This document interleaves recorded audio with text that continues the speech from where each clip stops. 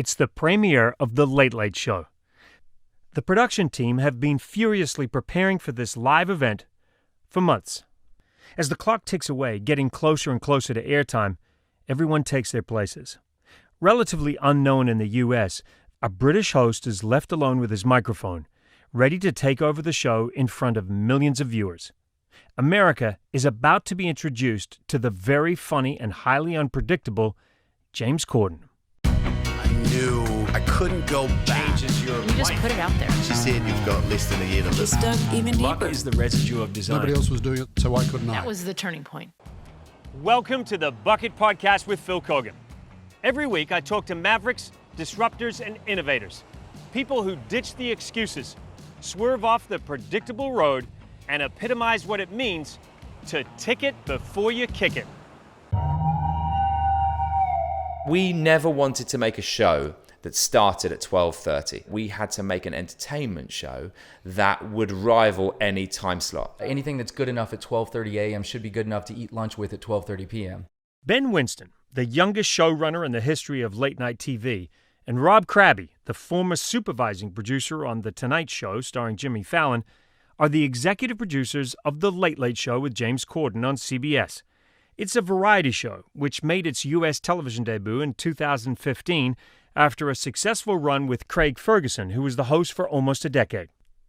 It airs at the not-so-convenient time of 12:30 a.m., but has 16 million subscribers on its YouTube channel, and its interviews, performances, and skits have almost 5 billion views. Not bad for a show that's on first thing in the morning or super late at night, depending on how you look at it. In case you've been living under a rock or maybe avoiding major highways, James Corden from the UK became famous for the show's recurring segment called Carpool Karaoke. In this hugely popular skit, Corden invites famous musicians to ride shotgun and then sing along with him to their own songs.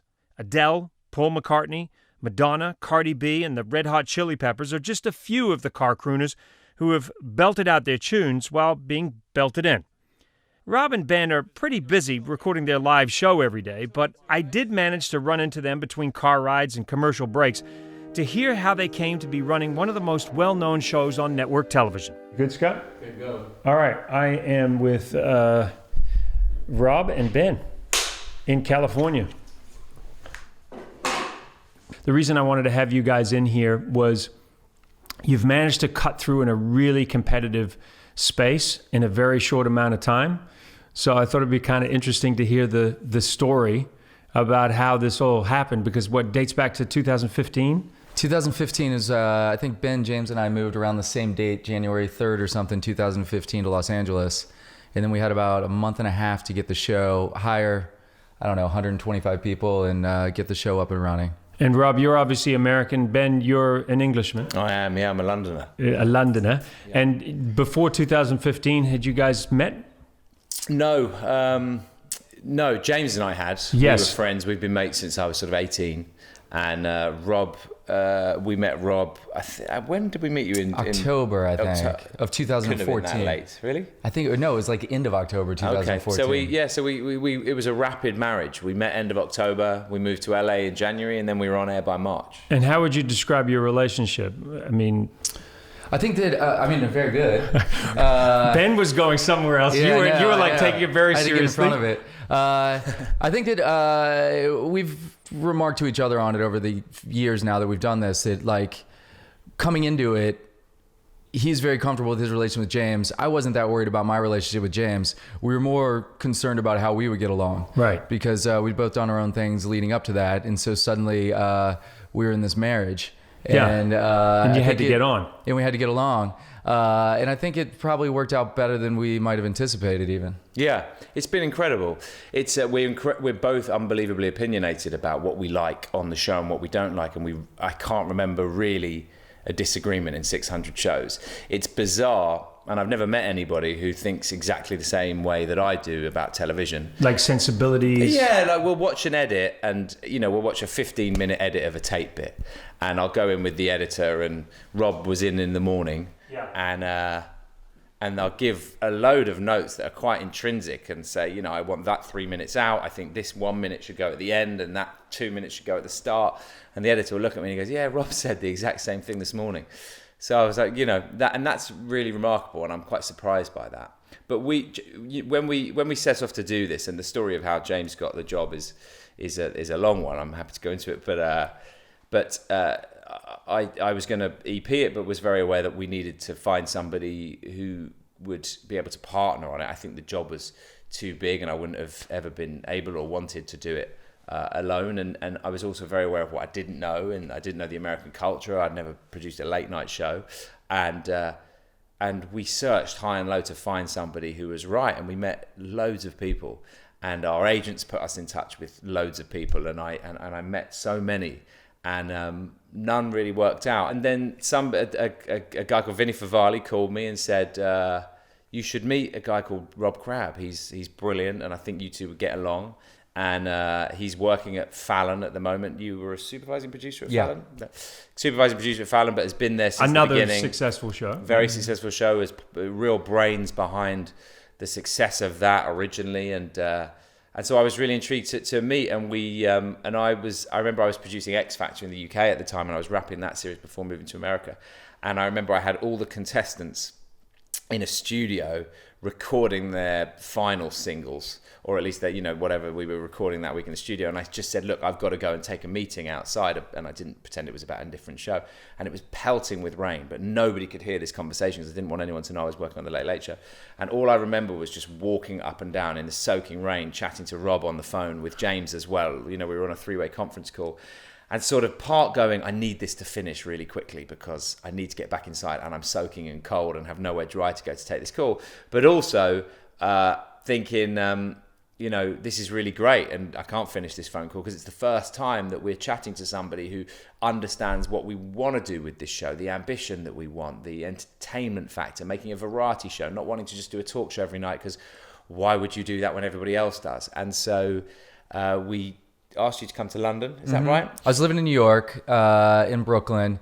Had sort of just moved to the dream house, the brownstone where I was going to raise my children. So basically, he disrupted your whole life. I mean, it was incredibly disruptive. Because also, we had so specifically, my son was heading towards kindergarten. We had picked the place we wanted to live for the place he wanted to go to school and everything else. Which is a big deal in New York. Big deal in New York. And my wife had actually said to me maybe 3 weeks before this phone call, we were sitting there late at night and she goes, you know what? I've been here for 15 years and I finally found the place I want to be. Both of us had just got our essentially, you know, dream homes in Brooklyn and London respectively. And we didn't really know, like, even as we started the show and moved out here, I think we moved here on January 3rd and on January 7th, they sat the three of us in front of all the press at the TCAs for the winter TCAs. And everyone's grilling you on what the show is and what the show's going to be. And who the hell is this? Like, for you, you had to tell us the story. Like, you were like, I'm sorry, who is when going to be hosting this show? CBS called me, I had to Google James Corden because I had no idea who he was.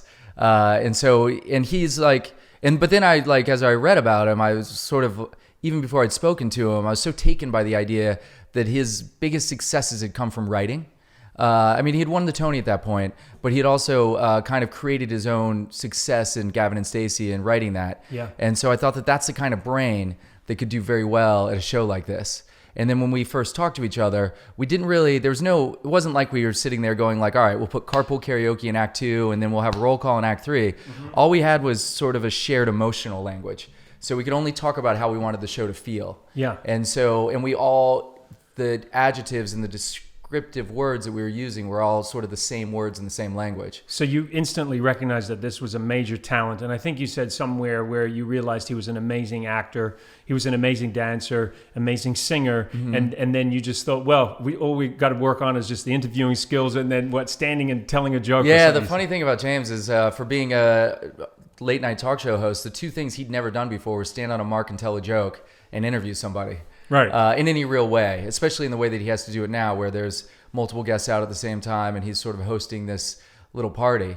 And so, and those are the biggest tropes of American late night television, the monologue and the interview. So the reaction when you guys were at the TCAs and you guys were getting grilled, there must have been some skepticism, like where people are thinking, this guy's an actor, he's a writer, why is this guy going to be hosting this show? Why not an typical American talk show host? The odds were stacked against us, and we came up against some really difficult things in those first 2 prep months. The 2 main things that we came up against that we had to battle, as well as just the simple logistics of employing 100 people and building a set in time and working out the creative of the show, was one, nobody wanted to come on the show. No guests wanted to come on the show. Because they didn't know who he was. And every publicist was like, well, he could be one of those cynical English guys, the Piers Morgans, the Simon Cowells. So I think a lot of publicists were like, well, you know what? I'm going to watch the first couple of weeks and I'm going to see how it is and see how he is and who he is. And then if I like it and if the show's doing well, then I'll book my client. And you were like, well, if you don't give us your guests, then it's going to be incredibly hard for us to succeed in those 2 weeks, because people judge you on your first night, in truth. The other thing was, there was a lot of negative press about it. There was people saying, who the hell is James Corden? Why is it an English guy? Why is it this guy? We had an issue with David Letterman, who's a hero of ours, but he came out and CBS originally put us on March the 9th. Yes. And then as we arrived on January the 1st, we were like, it's impossible to go March 9th. Let's delay till March 23rd. And everybody was fine with that at the network. They were like, sure, it's still 2 months out. No one even noticed. And unfortunately, David Letterman said on his show that night, I don't understand why this guy, there's obviously problems over there, because the tubby guy is delaying the show. And the tubby guy is obviously getting worried about doing this show. And I think there's problems. Letterman was just being funny. Yeah. And I think that if we weren't in the mix of it, if we weren't surrounded with like jobs to do and desperation to make this show great, where there was no problems, we were doing great and things were going really well, but I suddenly think, I don't think he would have ever done it had he realized how much that probably did affect us.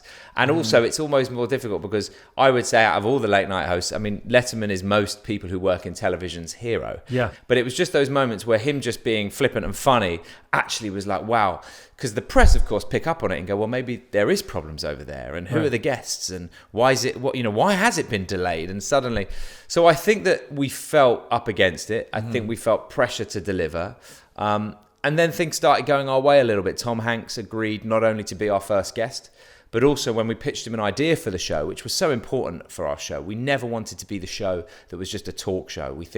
We've always felt with James's skill set, if we deliver a talk show every night, we've wasted. Like, what was the point of James doing that? Like, he's got so much more to his armory. Would it be fair to say more of a variety for show sure. than a talk show? So when Tom Hanks agreed to recreate all of his movies in 6 minutes with James starring opposite him, we immediately had a show where suddenly we had a really funny opening sketch, which was very self-deprecating with loads of cameos, not the Tom Hanks one, but another one we shot, and we got loads of favors in there. We had great guests with Mila Kunis and Tom. We had a brilliant sketch where he did his whole movie career. And then James finished it with a really meaningful, beautiful song. He ended the show with a song, which was also very funny. So suddenly within that first hour, we'd shown we had star capability. We'd shown James's acting chops in a brilliant sketch. We'd shown that we had viral hits, because the next morning that Tom Hanks sketch started building online, and he'd sung. So we'd done a really great hour that was packed full, saying this is who we are, and we're not going to deliver you what I think you've seen maybe on other shows. And so that's when it was literally, I feel like that hour was the most defining hour for us of our careers in a way, because it so easily could have gone the other way. And it wasn't about the rating that night, which was good. It wasn't about the numbers. It wasn't about any of that. It was about that we showed that James had these unbelievable talents, and we were bold and ambitious and going to really try and do something every night. And then the next night we did carpool karaoke for the first time. The next night we did a soap opera sketch with Chris Pine and Patricia Arquette. And the fourth night we did a show from somebody's house on the street. We went down, knocked on somebody's house, they opened the door, we moved the set in, and we literally did a show from their house. Tommy's house, with Jeff Goldblum as our guest and Beck playing in their kitchen, and they had no idea what had hit them because they had no idea about it. We just knocked on their door. So in that first week we went, you may not have heard of any of us. You may not have heard of James, you may not have heard of us, but we are if we're going to go down, we're going to go down fighting. And that defined it. What was that like for you, just to be a part of that? Because obviously Ben has this long relationship going back to when they were 18. You're suddenly now a part of this team, right? Mm-hmm. What was that week like for you when you realized, wow, this guy really has some amazing talent and there's this great potential here? Well, we've been spending so much time together leading up to that, so I sort of had an idea of it. And then the fact that we came out with all that stuff, what I realized was that it ended up being an advantage that James was unknown, because for all the Americans that saw that show, they got to discover him for the first time.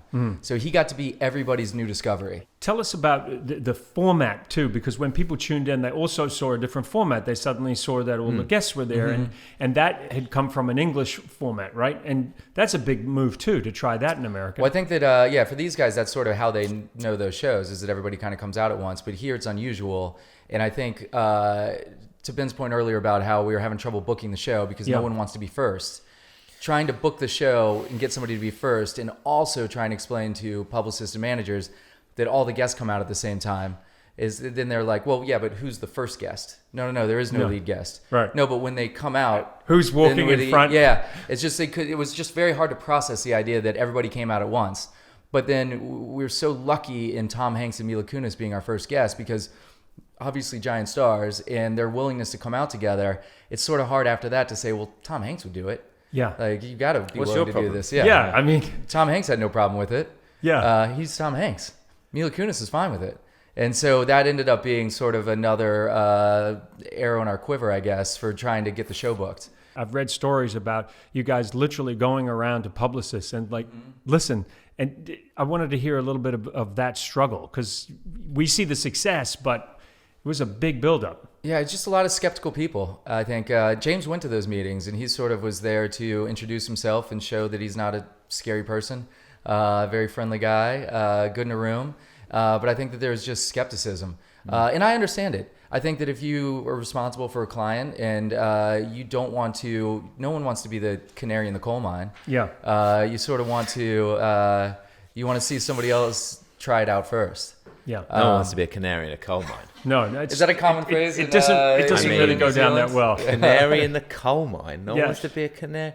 I wouldn't want to be a canary or in a coal mine. I don't send the canary down to test for the know. gas, and then if the canary dies, but it's just for the gas. You've got to admire him for his. What are you talking about? His This is a understanding very of common history. phrase. Have you never heard that before? I've never heard Really? anything. I would have thought that was heard. more English and American. I'm impressed that you pulled that one out. I don't know when he's seen canaries or coal mines. Well, they didn't like it, but they had to go down there to help protect the coal mines. I don't know what's happened to Rob. And there was probably more coal miners here. In England? I mean, that's a coal mining place. I'm shocked that this show survived when we have Rob talking about coal mines and canaries. I think it just speaks to the depth of his Thank education. You very much. Thank you. you. You too. I'm super impressed with your thing.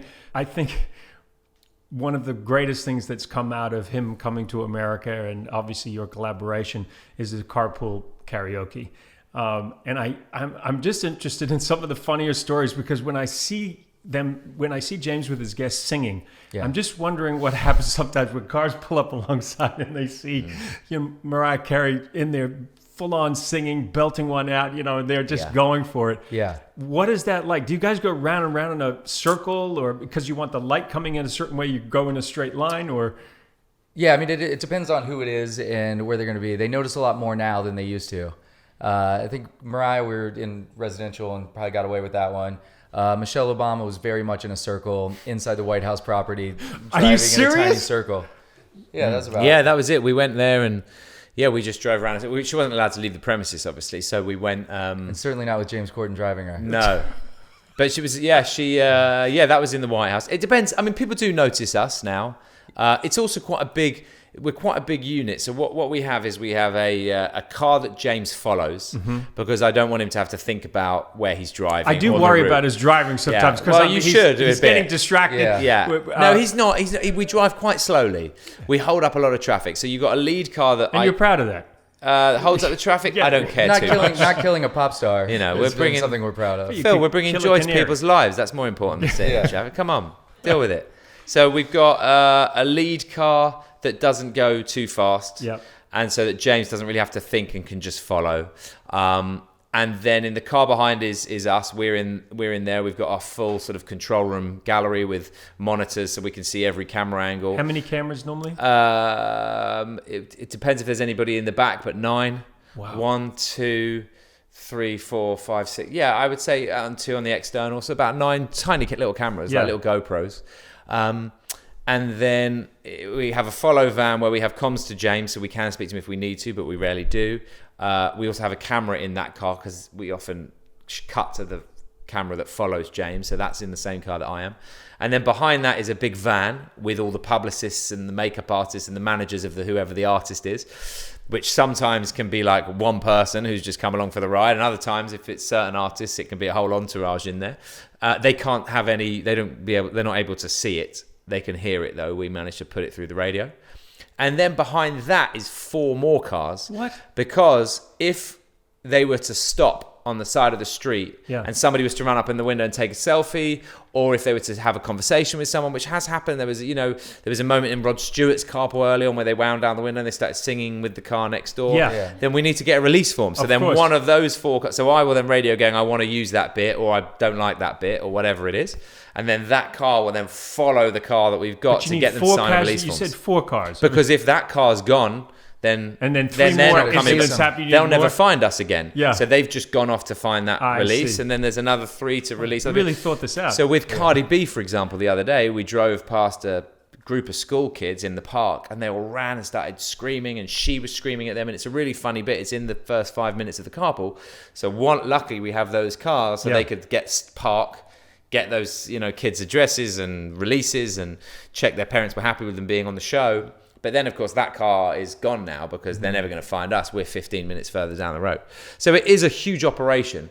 But yet, the genius of Carpool, and the reason, truthfully, why it works, and of course, brilliant music and great chat comes into it, but actually it's the intimacy. Yeah. So although there's a lot of people around, for James and whoever the talent is, they don't see any of it. There's no one in the car. They don't see any of the people behind. They don't see there's no makeup artists watching. There's no managers. There's no publicists. There's no lights that they can see. There's no microphones. There's no cameras really there's visible. Real intimacy. So suddenly it's just 2 people on their own in a closed, quiet car. Yeah. And actually, I think that people often give credit for Carpool because of the music and the jokes within it, and I think that's lovely. But actually, I think James deserves a huge amount of credit for the interviews, because I think they're Howard Stern level in a way, because he gets stuff out of people because of the intimacy and the warmth, the intimacy of the car and the warmth of his personality. Yeah.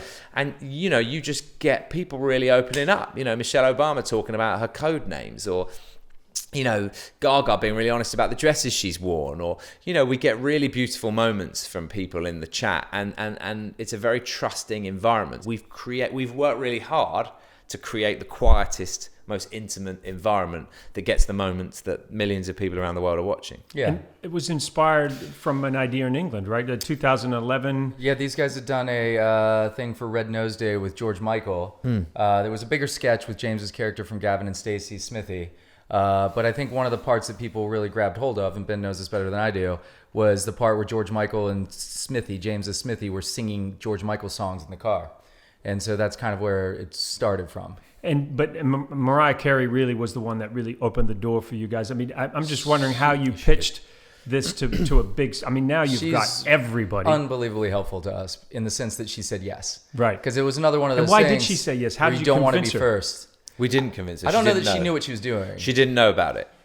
If you watch that back, the first thing she says when he turns on the radio is she looks at him and she goes, "Oh, I'm not singing today. I'm not singing. I'm not going to sing." And he went, "You have to. It's carpool karaoke." You can see that moment, genuinely. Go back So that's on a YouTube. real moment. I It's a thought real that moment. was just her. No, she playing didn't along. know. Her publicist, basically, we met because we had a little Pizza party, We had a right? pizza party at our office. We basically asked everybody to do carpool. Think of an artist. They definitely said no. No one was interested in any way. Because it would make their clients look silly. I don't know. Why would we do that? Is an unknown bloke in a car singing my hits. No one. Yeah. Like it's just. Why Where's would my anybody? band? Do it? Where's my whatever? Yeah. Well, With I'm not no. gonna I mean, and also you got to think about it in that artists go on television shows. Yeah.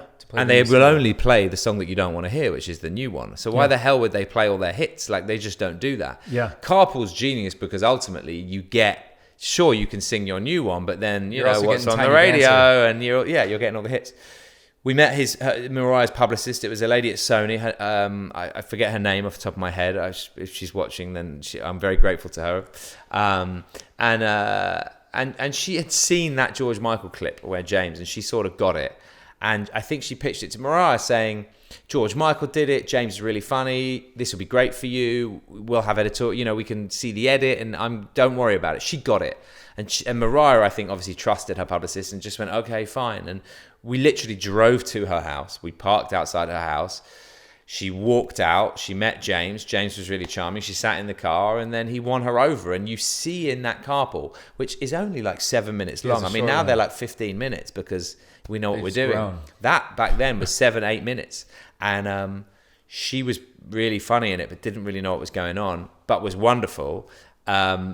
And within 24 hours of that going online, it had 14 million views. And suddenly the music industry was like, and I think her greatest hits album went back up in the charts. And I think the music industry suddenly like, how many hits did that get? So just repeat that again. It had how many views? 14 million in about a day and a half, 2 days. It took off really quickly. And then it kept massive. growing and growing and growing. Yeah. And then, and you think to the intimacy of it, like a Mariah Carey or like Elton John.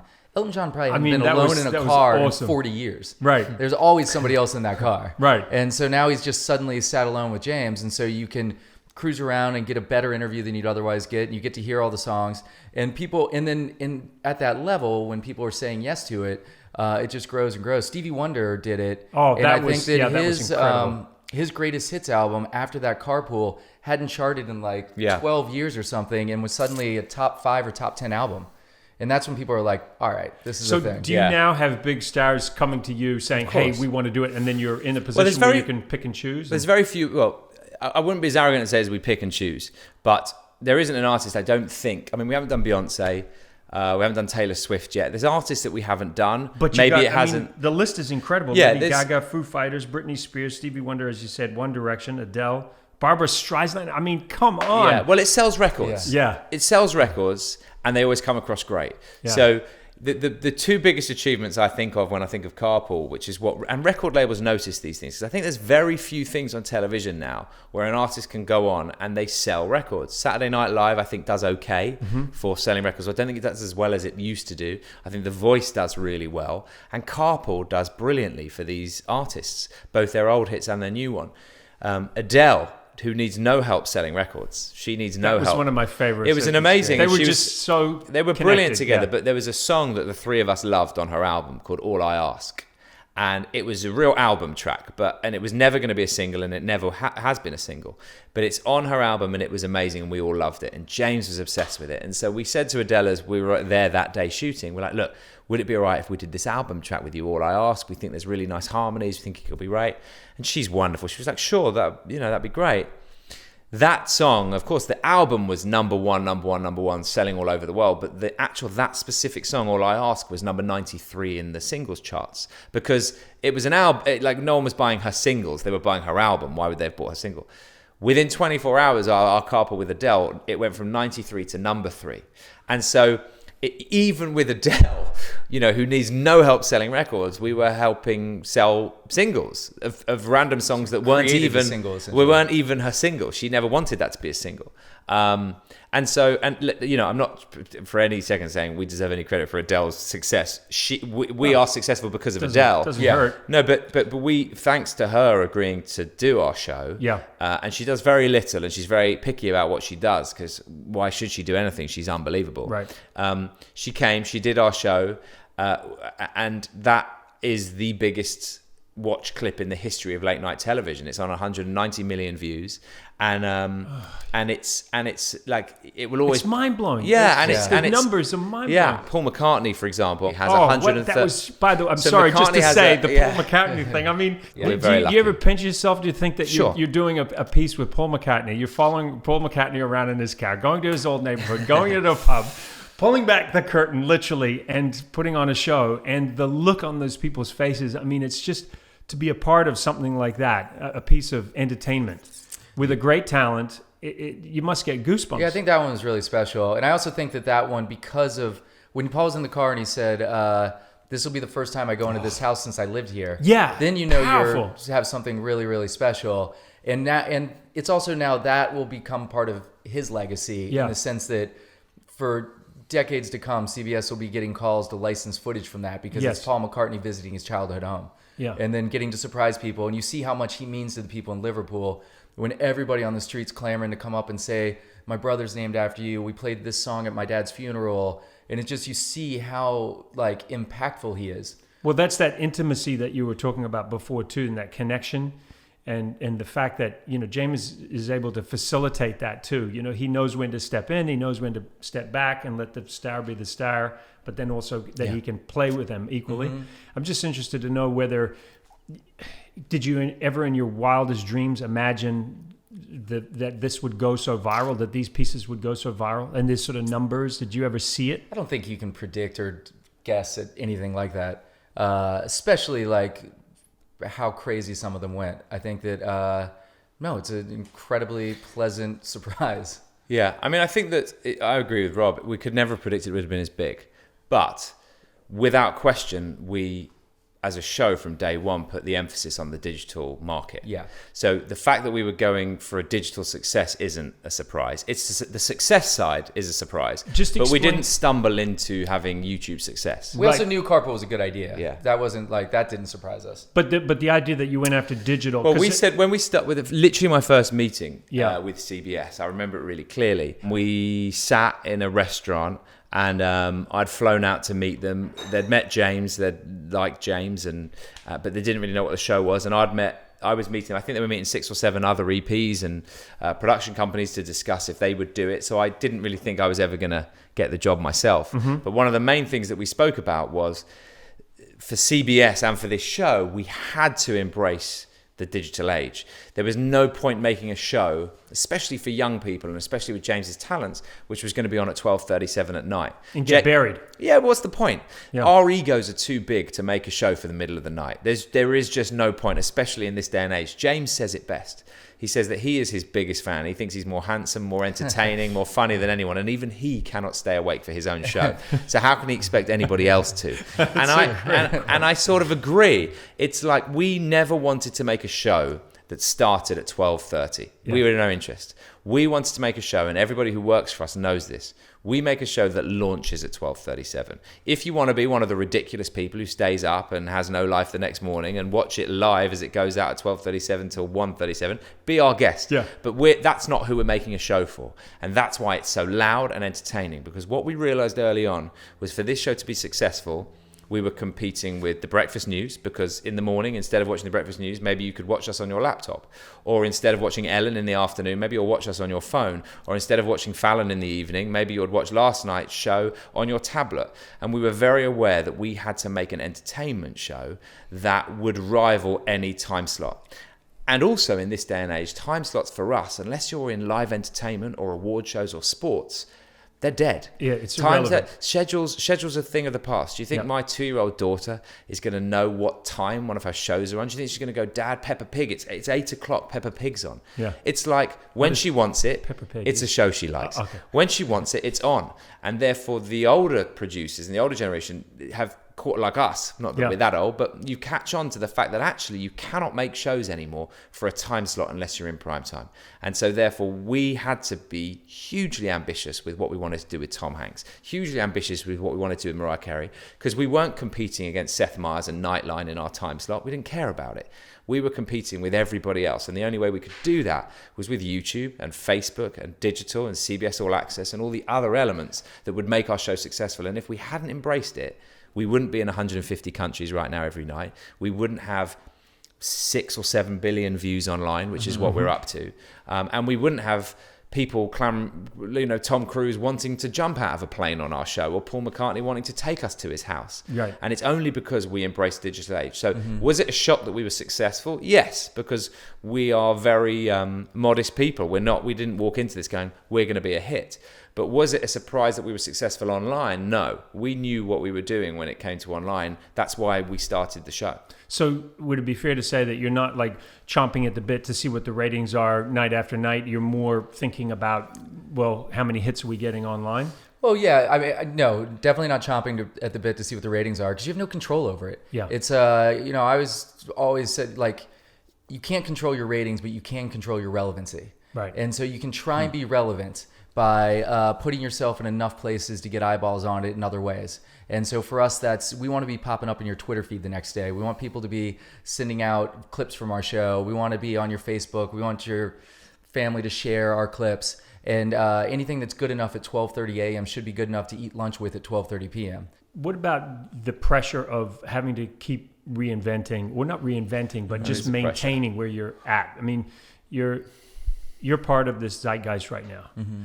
Do you ever wake up in the middle of the night and think, oh man, we got to keep doing something new, fresh, we're different? Constantly looking for new ideas and thinking about what we can be doing, because we also, these things have a shelf life. So you need to be creating new new things, new content, new ideas, so that the other ones don't get too stale. Because the one thing that the show's very well known for carpool karaoke, but we don't do it very often. And so we need other stuff to be filling those hours and pieces that can take off, whether it's Crosswalk the Musical or 4D theater, where we recreate the Avengers live inside of a movie theater for an unsuspecting audience. We just constantly need to be coming up with new stuff to move forward for our own sanity and just for the success of the show, I think. I think one of the negatives of having such success early on is that you've, set yourself a high task to keep relevancy. Because the one thing that frightens any late night host and any late night EPs is that you won't be relevant anymore, and you won't be the thing that people want to be on or talk about. And so that definitely keeps us up at night. It does. It definitely keeps James up at night. We'll often get 4 a.m. texts saying, I don't feel we're doing enough cool things this week, or are we really hitting home this week? Is it working? We never really want to coast. If we've done a show with a monologue, an average bit of comedy that's just sort of a desk bit, and then 3 talk segments with 3 half decent guests and some music, we'll all go home slightly miserable, because it was anyone could have made that and anyone could have hosted that. It's only on the nights where we do hugely ambitious things and things that we know are going to travel and things that we know people are going to talk about, that we go home satisfied, because that's what we came here to do. And that's why, so there is a pressure for sure. I did see the great best of 2018, looked at the clips. There's some fantastic clips. We talked about Paul McCartney, some great other karaoke moments, the crosswalk musical. What are things that maybe people could go check out that you would like if they haven't seen it, right? That you would go. That's a good question. Your best moment from 2018. I think there's the Tom Cruise jumping out of the airplane is a really funny bit that I think, and it's very impressive. And Tom was unbelievable in it, and that's worth seeing. Personally, I like some of the smaller stuff we did. There was a bit where we shoot above Price is Right. So we borrowed one of their most famous games, cliffhangers, where a yodeling guy climbs a mountain, but it took a tragic turn when he fell off the mountain, and then his son came to find his father. It's just a really stupid, ridiculous piece, but it was very well written. And I thought that was a very funny thing if they want to see other stuff that we do that aren't the huge visual splashes. One more. Go for it, the train thing with Jamie Dornan. It was the 50 Shades. Oh yeah, 50 Shades of Grey spoof that we did. Where James wanted to show him his playroom, which in 50 Shades of Grey, I haven't seen, but I think is of course you've seen it, sexually charged. You've read the book, haven't you? Yeah, and James he's a model train enthusiast, so he wants to show Jamie Dornan. It turns into an erotic scene between 2 men playing with model trains. Yeah, that's worth watching. That's a good one. That is worth watching. That's a good one. Did you ever imagine this life, Ben? I mean, because you're the 33-year-old EP of a late show, youngest ever, I believe, right? Right. Even younger than you, right, Rob? You're considerably younger than me. I'm not 33 now. I was when I started. Yeah. I know you're not. Unfortunately, I wish I was. I'm just. But no, you're being very lovely. You still look 33, but I'm just saying. Did you ever imagine this life? Because I know that at one point. You even thought of giving up the business altogether, right? There was a point where we started my company Fullwell, and we pitched a show to MTV, and MTV kept us working on it for 6 months, and then at the end of it, they turned to us and they said, "Look, we're going to make the show, but we're not going to do it with you as a production company because you're too young and inexperienced." And they went off and did it in house. They stole our show. They can sue me with pleasure, Phil, if they'd like to. We'd love to. I'm very friendly with them all now. It's fine. But it was a very dark time as a young guy who'd just come out of university. Like we're 13 years ago, yeah. something like So you were 15 years ago. Early 20s. Yeah, and that was a really horrible time. I was thinking, well, if this is the way this industry is, then I'm not sure it's something I want to be part of.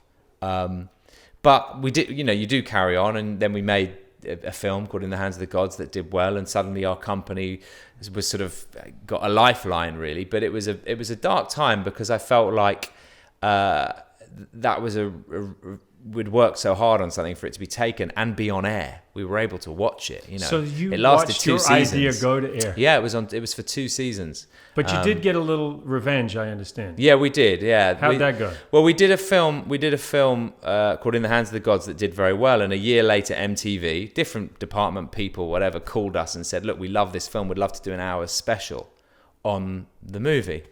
And me and my partners who had been, through it all together, we were like, should we do this? It's like we're dancing with the devil, doing an hour's documentary on MTV when they stole our idea. And in the end, we thought we need to, actually, because the film needs the publicity. So we did it. And I turned up to the interview and unzipped my top, and I had a T-shirt that I had specially made for the interview that said the name of the producer who we dealt with. And, let's, for argument's sake, call her Sally. And it was Who's Laughing Now, Sally, and with her name on it. And so the guy who was interviewing me said, oh, what's that T-shirt? I said, oh, it's a whole range of new brands. It's like, what's cooking Sally? How's it hanging Sally? I'm just wearing the Who's Laughing Now. And they totally bought it. And of course, my colleagues, my partners were so delighted.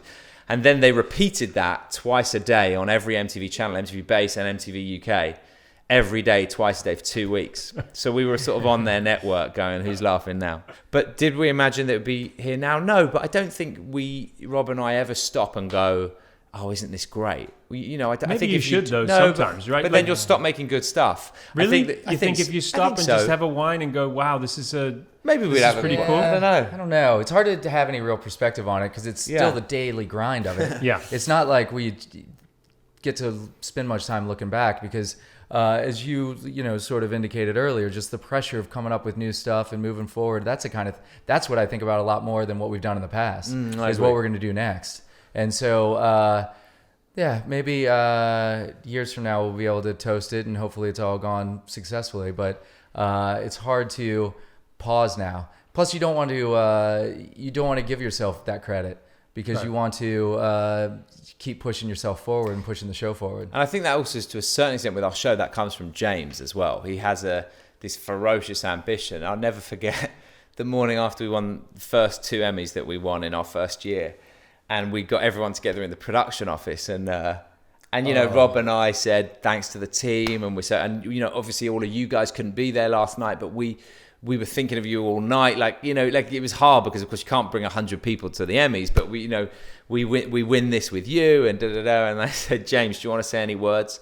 And he didn't mean it like this. He didn't mean it to come out like this, but it was just what he was feeling. He said, yeah, it's great. Congratulations, everybody. But the thing that worries me now is, just the level can't drop. There's an expectation now. So today's show just needs to be better than yesterday's because, that's where his head is. Yeah, and he said that and the team were all like, we've won an Emmy. This is that first time in their careers. They're young kids. And he was like, it's just, tomorrow's show is the thing that you all need to be focusing on now because you've set yourself a level that we've now got to keep going to. Yeah. So this is sort of irrelevant. That was great, a good year, and now what's next? And it was said with love. It was said with an encouragement because he's the most wonderful leader of our team. But it was really interesting. That's the way his brain is. He is a guy who is never going to sit around and pat himself on the back. Yeah. Right. He's going to laugh at what we do. He's delighted. He loves his life. It's amazing. But we will never, he's gone to Cats for a week. And as he was leaving and going to the airport, he went, hey, guys, you got 5 days. So great. This should be Make some good stuff happen. No, this should be a great time for everyone to think some new ideas. Yeah, exactly. Let's do it. Can't wait to see all the new ideas when I get back. Yeah. So, I think it's a great way to strive for excellence. I think so. Yeah, because you're always looking forward. The fact that you guys have achieved what you've achieved, a lot of people wanting to get into television. I'm sure you get asked the question a lot, just what to do in terms of getting into the industry. You had a bit of a knock when you were younger, and I read this quote from you. You said, I think it was from you, Ben. It said, "Don't be a dick. Keep up good relationships. Be open-minded to everyone you meet. Understand that you might be asking the person getting your coffee today for a job tomorrow, and there is a level of kindness that is necessary in the business. So, do you remember who said that? I don't know. I say the "don't be a dick" thing a lot. That's I think probably it you. must then. I think Yeah. those are. I think it's Robbie's words. Because I wouldn't That's be good that well advice, though. spoken. I wouldn't be that I well always spoken. try and tell, because people do come for advice, and or the PAs schedule time to come chat about like what their future looks like, and I think that you can't predict what relationships are going to be important to you, especially when you're starting out. And I also think that people put too much emphasis on that first job. Yeah. I think that you just want to get a foot in the door, and then you do a job and you meet people, and then you go to do another job and you meet people. And then it's about sort of staying in touch with those people and also not being a pest, but then also just being nice. Because I think that the people, the screamers and the phone throwers and stuff like that, I don't know if there's still space for that sort of attitude in this industry. And we've all seen those people throw things and jump up and down. It used to make you very successful. Yeah. I just don't know that it works necessarily that exact way anymore. Yeah. And I think that you have to be careful because, not careful is the wrong word, but there's such an opportunity to produce content now. With digital cameras and the ability to go out and shoot something with your UCB class, you could be shooting a pilot for a show that's going to be the next giant sitcom with your buddies on a weekend. And so there's it doesn't have to follow a traditional pattern anymore. Yeah, you don't have to suck up in the same way to make content, right? I mean, No, and I think that, like, you don't need as many people to open up the doors. Yeah, and those relationships with your buddies from UCB or Improv Olympics will be as important as your relationship with the executive producer of the show you're currently on. Yeah. Because those are people that are going to be creating things going forward. And so take advantage of all of that stuff. And the other thing I'd add to that, because I think you're often, what I say to young people when they come and see us is, you are learning all the time without realizing it. So you've got to really take as much as you can from every experience. When I'm lucky enough to produce the Grammys or whatever, and I'm working on a Bruno Mars number, and I'm tweaking a light and wanting to turn something from purple to red, it's because when I was 14, I joined the lighting club at my high school, and I learned how to light all the school plays, and I got really into it, so that now I'm there doing that. When I'm telling the director, I was really hoping we could get a wider frame of that. It's because when I was at uni, I was actually learning about what frames would look better and sitting in edits and going, that wouldn't look great. When I'm chatting to the talent and trying to get what I want out of them, it's because when I was doing work experience at a radio station and I had to go and pick up the guests and talk to them in the elevator all the way up and get them a coffee, I learned how to speak to a talent. And when and so every bit you do, whether it be joining a lighting club at school or a work experience or getting somebody a coffee or watching directors work on your way up, or everything you do will educate you and contribute to the job that you end up doing. And the more experience that you've had in every element of this business, whether it be holding a boom mic like I did at 18 in India on a movie that I managed to blag my way onto, or the work experience on a show that I met James Corden on. Wherever it is, you don't know where it's going to lead you, and as long as you take as much as you can from those experiences and you watch and learn both good people and bad people, because it's both. It's actually watching somebody and going, that's brilliant, and watching somebody going, I don't know if that is, and why isn't that? And really having your eyes and ears open. That means that when you're stood in a place, being as lucky as we are to produce a late night show every night that people are going to watch, or whatever show we're doing, it's like it all builds up to that. And you don't necessarily realize the experiences that you're having will make you better when you've got that opportunity. And so, I think success is when sort of luck and opportunity and hard work all clash at the same time. And I say that to people too. I say, whatever it is you're asked to do it better than anybody else. Mm-hmm. If you're asked to make a cup of coffee, then make the best cup of coffee. Know exactly how they like it. And point of difference with the cup of coffee, go buy some biscotti biscuits if you know they like that, and you buy it out of your pocket and you put it on the, you know what I mean? It's like that Rob point of likes difference. a venti cappuccino, and I get it from every morning. Yeah. Sweetener, half a bag, and I'm Do you joking. really pick up his coffee? Of course I don't. I was going to say that's so Jesus, nice. Jesus. Rob's screaming at everybody in the office. Yeah, Get me my coffee! I'm All throwing this phones. calmness bullshit. I have a This- feeling you're like the guy who would have been a good pilot and under stress when something went wrong. You would. Oh, I don't keep agree. your head? No, no, you'd panic. No? You think As a pilot, crashing a plane? Yes, you're a warrior. No, Yeah. but I mean, if something was going wrong, would you be calm or who In a would plane. Who in would a plane, be? No. No? You've chosen the wrong In a thing. control okay. room or something like Sure. that, I'd So be is this fine. all an act? This cam thing? that Oh no, we've got- TV wise. Oh, yeah. it'd be TV-wise, great. I'd be all right. Right. You put me in a plane as a pilot. Yeah. I would never get on that plane. Yeah. Really? Doesn't matter how many years of training. If Rob's riding that plane, no. I wouldn't ride on the planes that I imagine you have to ride on for Amazing Race. Yeah. Rob, I would walk- never go to the places Airlines you go. you've never heard of and planes that were other airlines before and then another airline. There's nothing like getting on a plane that says, Sahara Airlines, and then you see that on the tray table it has Eastern, and Yeah. that Eastern went out of business And 30 they years sold ago. those Now planes this to the plane other is one. somehow You're still talking to a flying. guy. He doesn't get in an elevator in the mornings. He walks up the stairs. That's not a guy who's going to be flying planes. Exercise and Yeah, that's good for the head. Yeah. Yeah. But yeah, if I saw a propeller, I'd have to quit my job.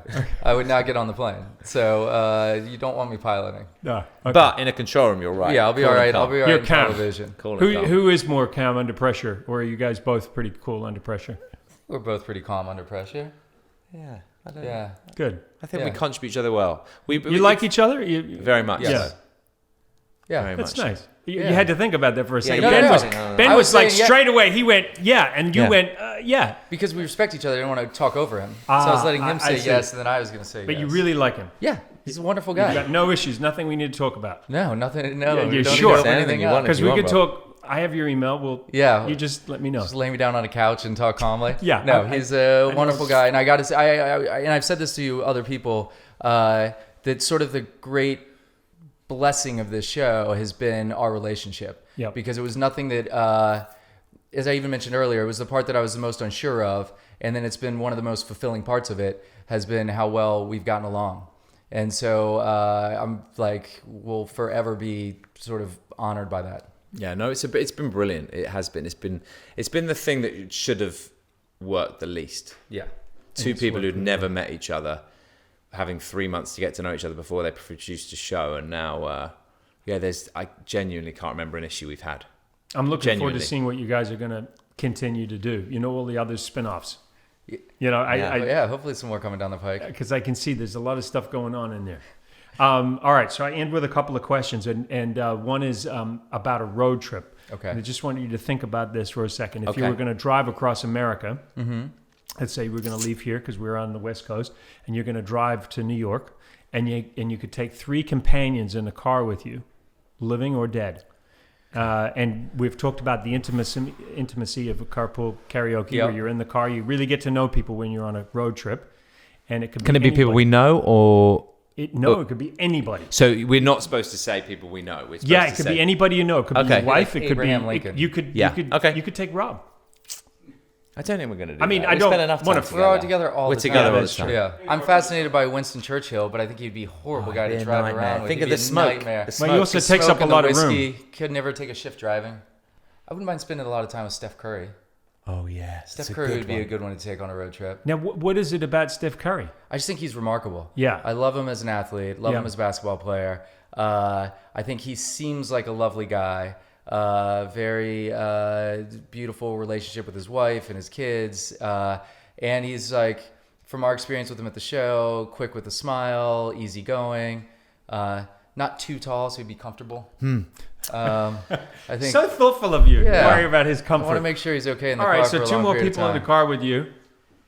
Okay, I'm going to start with Tom Hanks. Yep. I Well, think you owe him. we owe him. Yeah, you I owe owe him a him. lift. I think there's a guy who is kind and funny, good company. I think that if I was driving across the country, I think if Tom Hanks was in the back, I think it's going to be more fun. Yeah, Back to you. Tom Hanks would be good. I would take my wife. Yep. I think He'd have to. just Is to, it just to because she's sort me watching, out. or yeah, Yeah, no, she's your best friend? Yeah, and I like spending time with her. But is she going to get along with Steph Curry? Yeah, I think so. Okay. Steph Curry might be a God, threat to you my know, I've got relationship. That's what I'm I've saying. got to Yeah. say, I've never had anybody think this out. But I love it. By the way, I'm just Yeah. saying. Clearly, you guys are running a television show because you really think things out.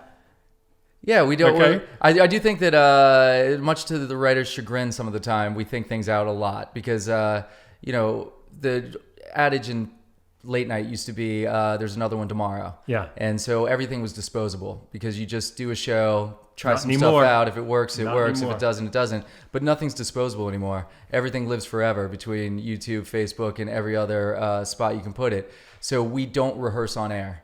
And I think a lot of shows rehearse or used to rehearse on air where you'd see if the comedy bit worked, and if it didn't, you're still broadcasting it. And so we do tend to think things out a little too carefully. My next one's Gayle King. Oh, wow. I think, Wow. Okay. I think we should be up to date with the news. Yeah. She's good fun. She's great fun. Should be great She is a companion. lot of fun. She'd be very good for the conversation. She'd Yeah. keep Tom Hanks interested. Yeah. She Yeah. would be very good, I imagine, with driving directions. I think she's great, lovely. And I think Gayle King will be fun. I think Gayle Yeah. King, Tom Hanks. You've got one more. I'll go JJ Reddick, the Sixers player. Big fan of JJ Reddick. I'll go for Okay. him. I think he would be great company with Yeah. Tom Hanks and Gayle King. I think it's a good. I What a think that's going to couple. be a Good. good, interesting guy, fascinating athlete. Always knows a good restaurant, so he'd like plot out where you're going to eat on the way. Yeah. I And think those are my podcaster. three. And podcast. We could do a 47-hour-long podcast. We could do a podcast, and I think that we would both also take the extra person of James because we would never leave James behind. So we're both going to You take could put James him in the trunk. boot. There's always Yeah. room in the trunk. This trunk, yeah. Yeah. So that's Yeah. what. So James is our added addition Then to we that. have to both. sing. Hey. Hey. Yeah. Turn the tables on you guys. All right. Last day on Earth. What would you do with it? You spend it with your family. Yeah, I know. Yeah, I would just go pure sentimental and just Yeah, I would hang too. with my wife and kids. Same. I'd fly to London as quick as I could. Mum, dad, brother, sister, Ruby, Mary. Go to Kai Feng, our favourite Chinese restaurant. We'd just eat Peking duck in there until it all ends.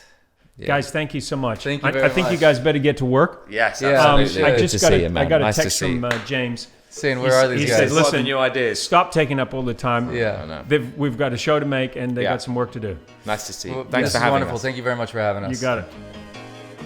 I hope you enjoyed today's podcast. To see more great interviews, go to philkeoghan.com and subscribe to BUCKiT with Phil Keoghan wherever you get your podcasts. Please consider rating and reviewing us. And follow BUCKiT, that's BUCKiT with an IT, on Instagram and Facebook. Also, follow me on Twitter @PhilKeoghan. See you soon.